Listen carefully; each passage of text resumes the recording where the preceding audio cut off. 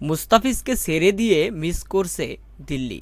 দর্শক, গত আসরে দিল্লি ক্যাপিটালসের হয়ে খেলেছিলেন টাইগার পেসার মুস্তাফিজুর রহমান।